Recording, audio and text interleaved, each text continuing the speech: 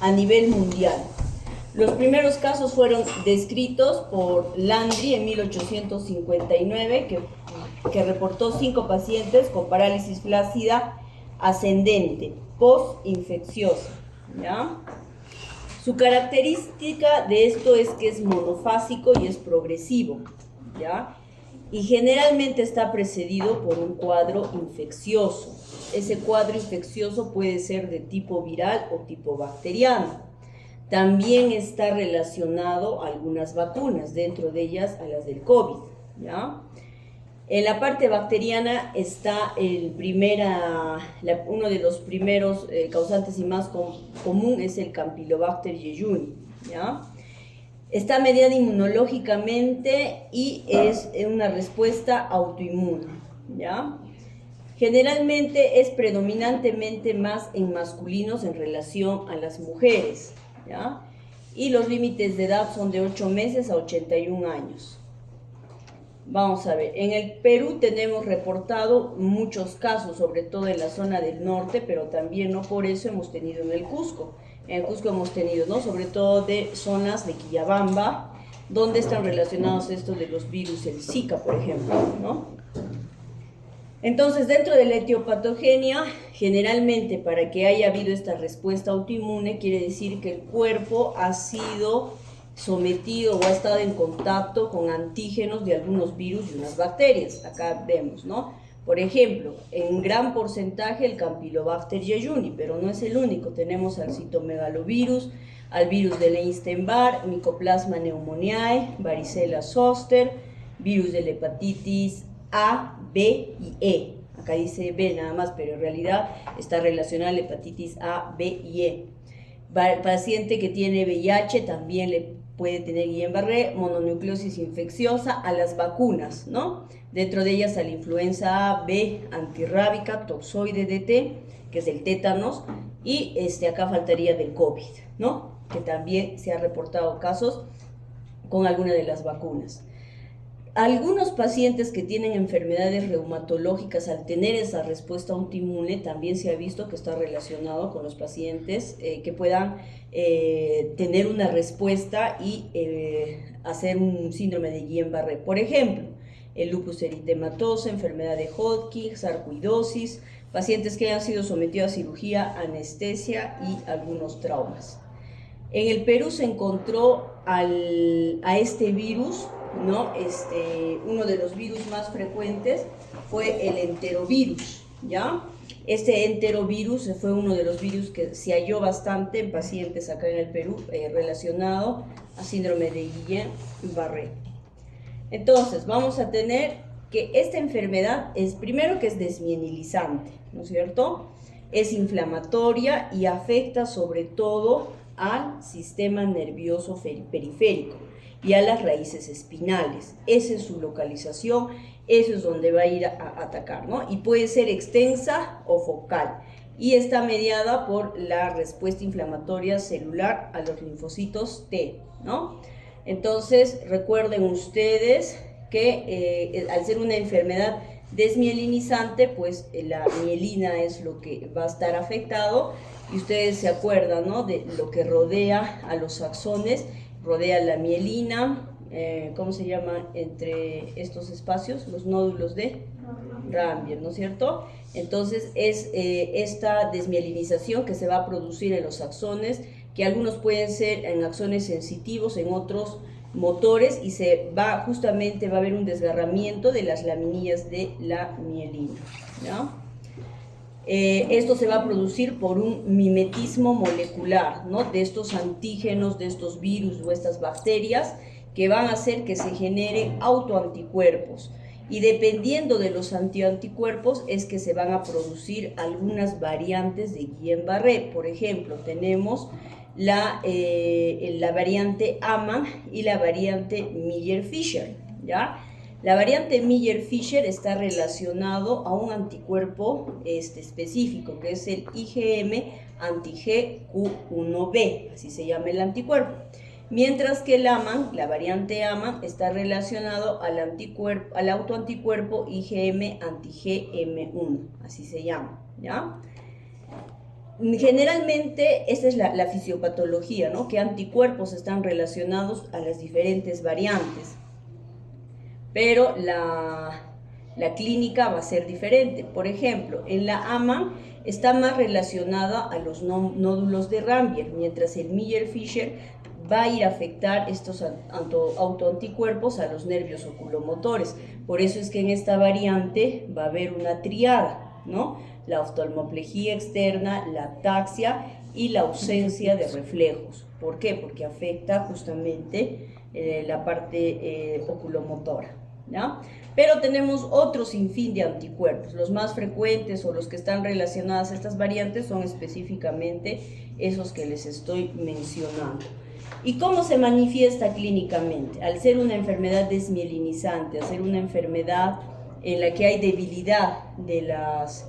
hay una enfermedad desmielinizante y afecta a los nervios periféricos, va a haber una debilidad, pero es una debilidad progresiva, monofásica, ascendente, que va a comprometer los músculos, ¿no? De las piernas, de la cintura pélvica, de las zonas intercostales, incluso puede afectar la musculatura facial y la parte vulvar, ¿no? Y cuando afecta vulvar, ¿a qué me refiero? Que este paciente puede tener problemas, ¿para qué?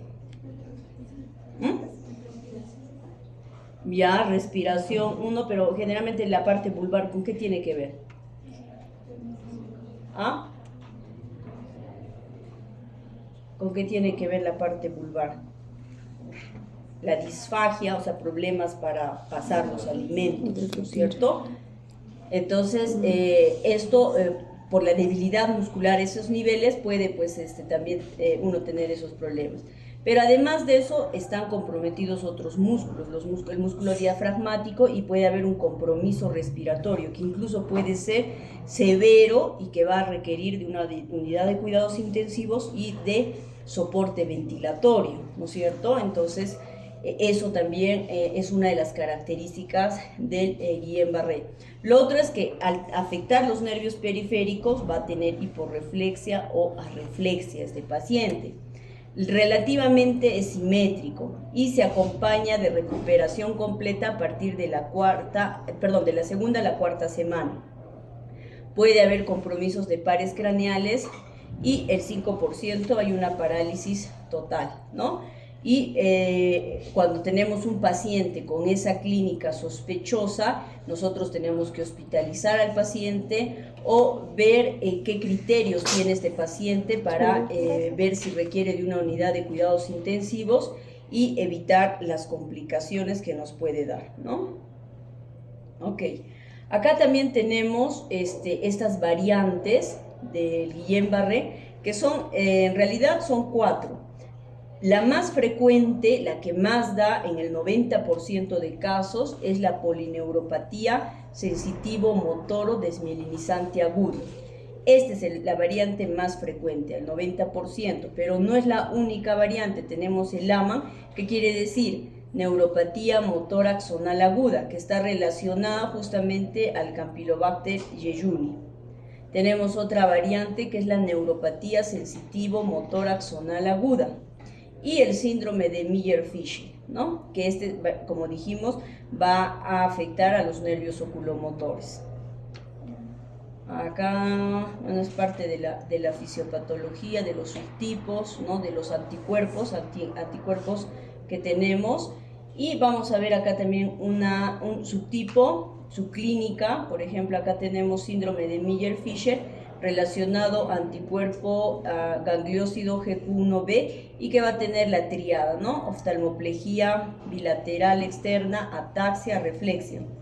Y la variante más frecuente, que es la polirradiculoneuropatía desmielinizante inflamatoria aguda, que se va a caracterizar por debilidad simétrica, hiporreflexia o arreflexia, y es el 90% de los casos.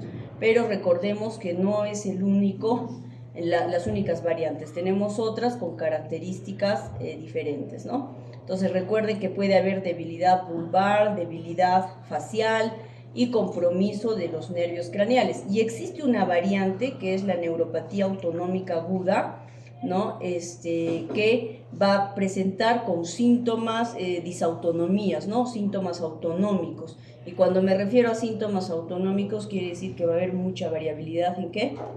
¿Qué es síntomas autonómicos? ¿Conoce? Sistema autónomo, presión, frecuencia cardíaca, esas cosas, ¿no? ¿Cómo hago el diagnóstico? Nosotros utilizamos los criterios de Brighton, hay que hacer una exploración neurológica y nos vamos a dar apoyo con algunos estudios, pero básicamente la sospecha la tenemos con la exploración clínica neurológica, ¿no?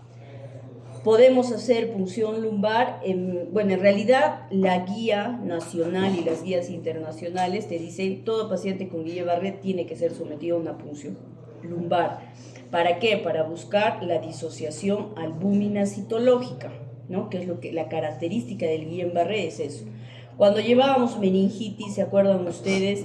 Que veíamos que cuando hacíamos una punción lumbar, veíamos que se alteraba, ¿no? Subía la celularidad. Pero al subirse la celularidad, ¿qué también se subía? Las proteínas. En el caso del Guillain-Barré, se sube la celularidad, pero no es mucho, no sobrepasa las 50 células, ¿no? Las proteínas pueden estar elevadas, pero la celularidad nunca va a ser más de 50. A eso se llama disociación albúmina citológica. Se suben las proteínas, pero la celularidad no se sube tanto. No es como una meningitis, ¿no? Cuando hacemos una punción lumbar, las células pueden llegar a 100, 200, 1000, 3000 células y las proteínas también en conjunto, las dos, se suben. En cambio, en Guillain-Barré, incluso las células pueden estar normales, o sea, de 0 a 5, ¿no? Que es lo normal. ¿Se acuerdan ustedes cuando han estudiado su cuadrito de líquido cefalorraquídeo? ¿Hasta cuánto de células podía tener? Hasta 5, hasta 10, incluso algunos libros describen, ¿no? En Guillain-Barré nunca debe de sobrepasar los 50. Si sobrepasa, tú tienes que sospechar que no es Guillain-Barré, es otra cosa, ¿ya? ¿Cómo se llama ese aumento de células? Pleocitosis, dijimos, ¿no? Pero en este caso no sobrepasa los 50, porque si sobrepasa yo tengo que sugerir o pensar de que puede ser una meningitis, una infiltración, encefalitis, etcétera, etcétera, ¿ya? Y la punción lumbar, generalmente esa alteración se ve a partir de la segunda, tercera semana del cuadro de inicio de la clínica del Guillain-Barré. A veces viene el paciente y le hace la punción. Entonces a veces no pretendas de que haciéndole la punción ese rato te va a salir esa disociación albúmina citológica, ¿no? Se espera este tiempo, ¿ya? Otra característica es el tema de la electromiografía, ¿no? Que es un estudio para ver los estudios de conducción nerviosa, las velocidades, y se toma también a las 2 semanas, donde se va a observar disminución de la amplitud motora o sensorial, ¿no? Esas son características. Y estos son los criterios de Asbury para el diagnóstico de Guillain-Barré.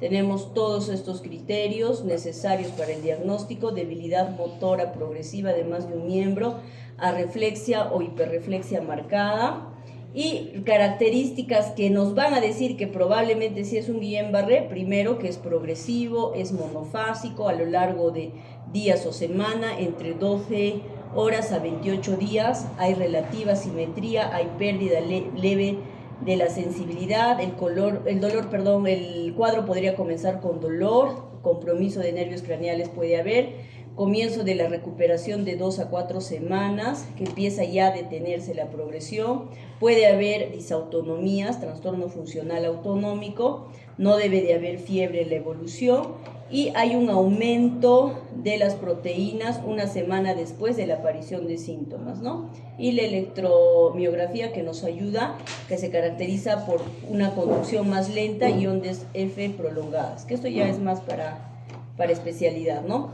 ¿Qué me debe de hacer dudar que no es Guillain-Barré? Primero, si tiene nivel sensitivo, ¿no? Si el paciente tiene, yo evalúo y veo que hay nivel sensitivo, ¿dónde está la lesión? En la médula, entonces me hace dudar, no es Guillain-Barré. Si hay una simetría marcada y persistente, el Guillain-Barré no da alteración esfinteriana, no tendría por qué dar, o sea, acá no hay incontinencia urinaria, no hay nada de eso. Si tiene el paciente sonda o disfunción vesical o intestinal persistente, hay que dudar del diagnóstico, no es Guillain-Barré, probablemente es médula. presencia de polimorfonucleares en líquido cefalorraquídeo y niveles sensitivos, ¿no? Criterios que ayudan, con quienes hago diagnóstico diferencial, con botulismo, miastenia gravis, poliomielitis, neuropatías tóxicas, por ejemplo, por tóxicos como el benceno, ¿no? Que puede producirte debilidad, difteria reciente, síndrome sensitivo puro. También acá estaría, ustedes están llevando infectología, ¿no? ¿Qué utiliza para leishmaniasis? Anfotericina B. ¿Y qué produce la anfotericina B? Hipocalemia. ¿Y qué puede producirte la hipocalemia? Parálisis periódica, ¿no es cierto? Y puede producirte debilidad simulando un cuadro de Guillain-Barré y no es Guillain-Barré, ¿no? Otros diagnósticos diferenciales, las mielopatías, mielitis transversas, mielitis por tuberculosis, mielitis por enfermedades desmielinizantes como por ejemplo esclerosis múltiple, neuropatías tóxicas, que ya lo hemos hablado, fármacos, dentro de ellos por ejemplo tenemos a la isoniazida en tratamiento por ejemplo para tuberculosis, que puede producir neuropatías, debilidades, miopatías metabólicas, parálisis periódicas que dijimos por hipopotasemia, deficiencia de tiamina, vasculitis, miastenia, etcétera, etcétera.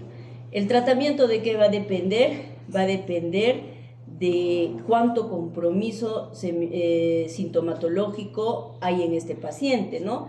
Obviamente, si nosotros medimos el Guillain-Barré en la escala de Hashes, que es pregunta de examen, ¿no es cierto?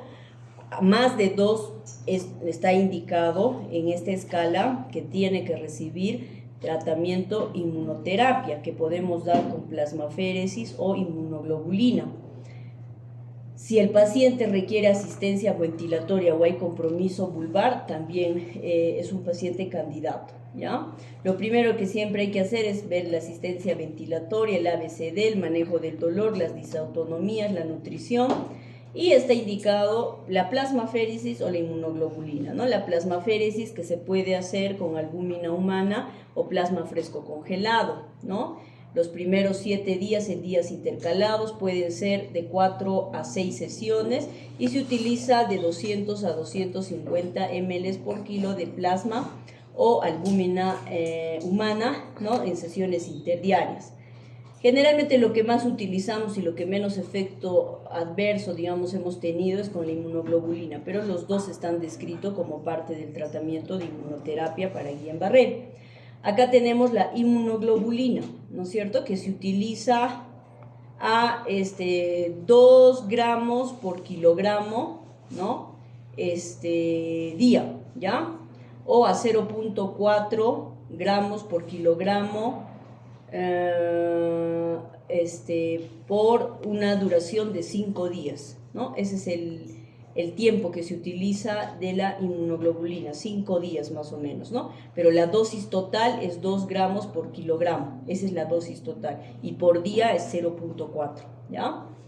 La escala funcional de Hashes es mayor de 3, algunos guías lo dicen mayor de 2, ¿no? Esta es la escala funcional de Hashes, ¿no? Cuando es 1, por ejemplo, cuando el paciente deambula en forma ilimitada, tiene capacidad para correr y presenta signos menores de compromiso motor. En el 2, la capacidad de caminar por lo menos de 5 metros sin ayuda externa, pero con incapacidad para correr. En el 3, hay capacidad de realizar marcha de por lo menos 5 metros con ayudas externas. Acá ya requiere de ayuda, ¿no? Caminador o una persona que le asista. En el 4 ya el paciente está en cama, está en silla sin capacidad para realizar marcha, y en el 5 hay apoyo ya ventilatorio permanente por algunas horas del día, y en el 6 es que ya el paciente está muerto, ¿no? El pronóstico, bueno, recuerden que esto, dependiendo en qué momento también actuemos, cuanto más rápido la primera semana del empezado el cuadro, es mejor el pronóstico. Cuando ya pasa 3, 4 semanas, pues ya el utilizar la inmunoterapia casi no nos va a ayudar. Y la mortalidad en realidad está más asociado a aquellos pacientes que llegan a ventilación mecánica, ¿no? Ellos son los que tienen más, digamos, riesgo de hacer una mortalidad por el cuadro de Guillain-Barré, ¿no? Entonces, Guillain-Barré es un tema que ustedes tienen que leer bastante, porque les va a venir y ustedes tienen que saber manejar en su poste, en su centro de salud, cuando detecten un paciente que no tenga reflejos y no tenga fuerza, es Guillain-Barré hasta demostrar lo contrario. Y ustedes tienen que referirlo a un hospital, ¿no?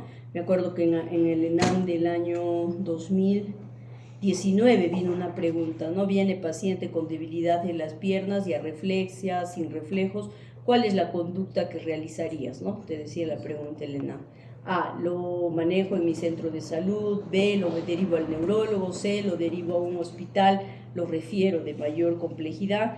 La respuesta era es referirlo, porque tú no le vas a poder dar inmunoterapia a un paciente en tu poste, en tu centro de salud. Eso solamente se hace tercer nivel. Ni el neurólogo en su consultorio no va a tener la inmunoglobulina ahí disponible, ¿no? La inmunoglobulina está más o menos 2.000 a 3.000 soles cada frasco, y en un cuadro de Guillain-Barré necesitamos 24 a 26 frascos más o menos en un paciente que pesa 60 kilos. O sea, saquen ustedes su cuenta, 2.000 por 20, a 2.000 nomás le vamos a poner, por 24 frascos, ¿cuánto sería?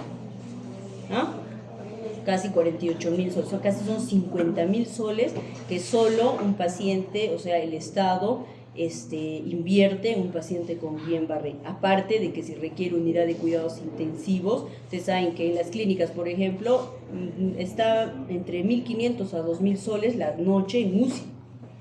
Si este paciente llega a requerir UCI, ¿cuánto de dinero, no? Y no solamente el manejo va a ser neurólogo, es UCI y es medicina física y rehabilitación, ¿no? Las sesiones que tiene que realizar este paciente. Imagínense la cantidad de dinero que se invierte en estos pacientes, ¿no?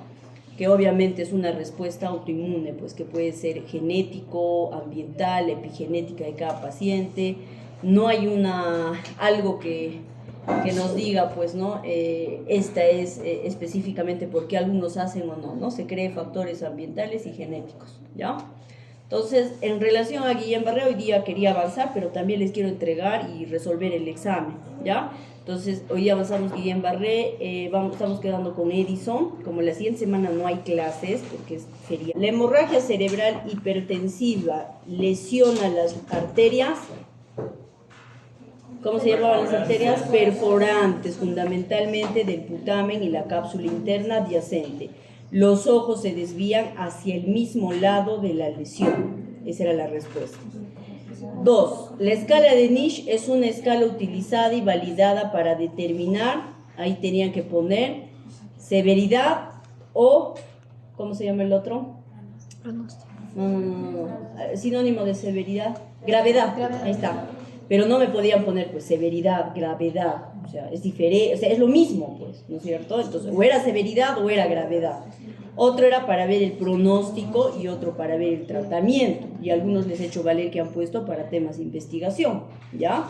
Pero otros me han puesto para el diagnóstico, para el tratamiento, bueno, el tratamiento todavía, pero otros me han puesto para ver la clínica, o sea, no, o sea, yo quería cosas puntuales, ¿ya?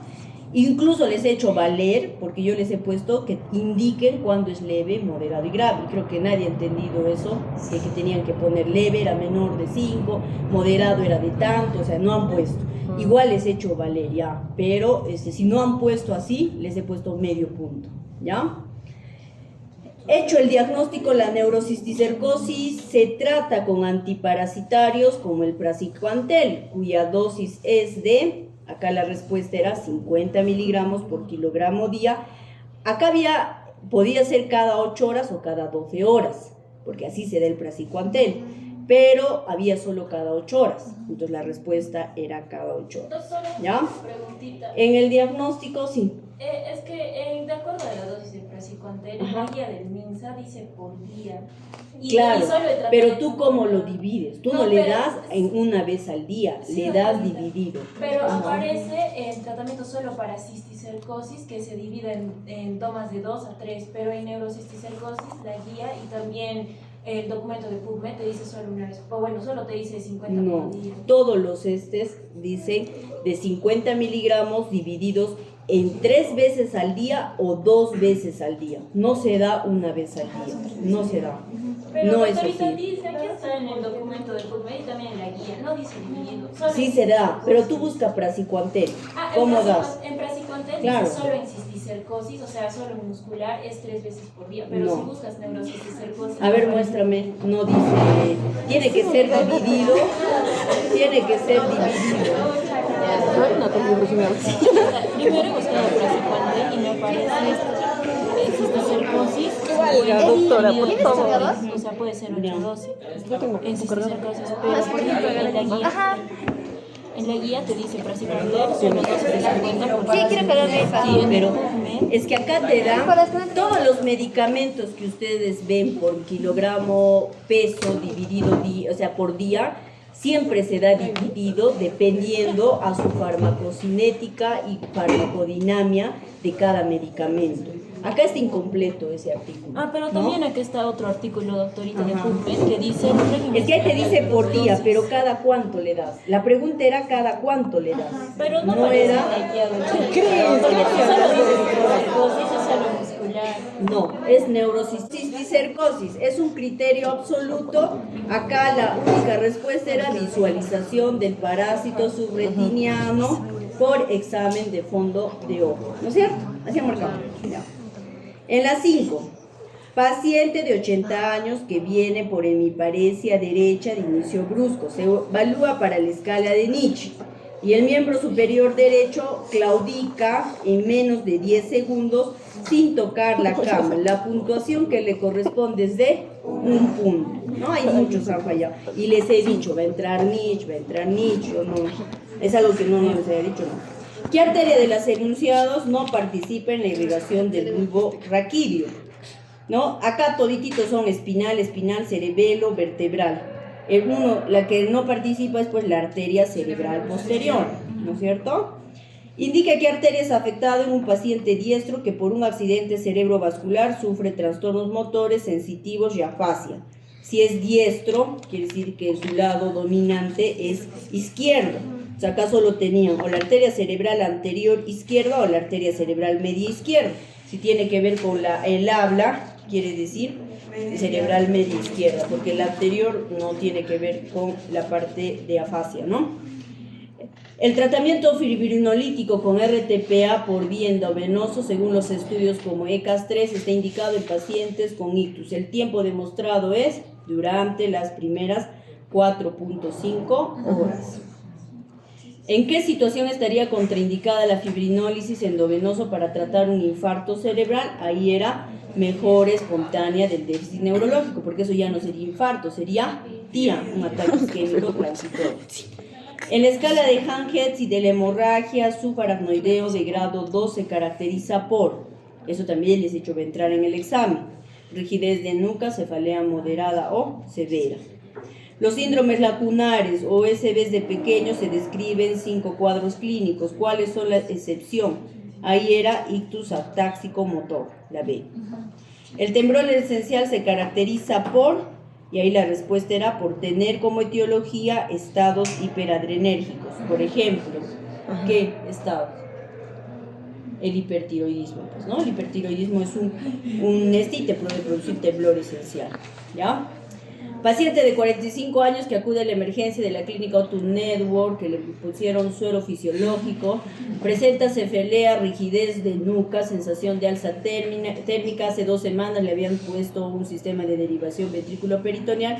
¿Qué agente etiológico de esta neuroinfección sospecharías? ¿Cuál era? Staphylococcus aureus. Se define distonías como la D. Era contracción muscular prolongada, involuntaria, que causa posturas anormales, mantenidas y con frecuencia dolorosos y se pueden acompañar de movimientos anómalos. Esa era la respuesta. 15. La sintomatología motora asociada a la enfermedad de Parkinson era la camptocornia, ¿ya? En la escala BCD-2 del TIA estima el riesgo de un SB. En relación a su interpretación, marque la incorrecta. Ahí era la B, puntuación de 4 a 5, riesgo moderado, ¿no es cierto? Porque era, claro, no, perdón, es la C, porque era la puntuación de 6 a 7 de riesgo alto, la B estaba bien. En relación a la hemorragia subaracnoidea, también es pregunta que les he dicho, ABCD va a entrar en el examen, o sea, no hay algo que, la única pregunta que no les he dicho es en relación a la hemorragia subaracnoidea, es falso. Es falso que se use el nimodipino 60 miligramos cada 4, acá les he puesto cada 8 horas, pero en realidad se utiliza cada 4 horas para evitar vasoespasmo. La regla de hemorragia subaracnoidea de Ottawa sí tiene una sensibilidad del 100%, ¿ya? Su índice de confianza incluso es del 95%, ¿no es cierto? Y se clasifica por edad más de 40 años, dolor, rigidez de nuca, flexión limitada del cuello y pérdida de conciencia. El agente etiológico de la meningitis bacteriana en el grupo etario menor de 3 meses es Galertia, Streptococcus galertiae. Paciente, la imagen correspondía a laica, ¿ya? La arteria obstruida en el hospital que les mostré la imagen era AICA. Y la 20, un hombre de 85 años diagnosticado de hipertensión y fibrilación auricular acude al consultorio del doctor TB y presenta de forma brusca cefalea y dificultad para leer de inicio súbito. La exploración neurológica demuestra existencia de mianopsia homónima izquierda. La paciente es capaz de escribir correctamente una frase que se le dicta, pero no puede leer lo que ha escrito. ¿En qué arteria se localiza la obstrucción? Arteria cerebral posterior. Como acá decía, homónima izquierda y mianopsia homónica es el lado contralateral, sería derecho, ¿ya? Hasta ahí 20. La única pregunta que no les he dicho es de Ottawa. Lo demás es cosas que se han hablado en esta clase, que han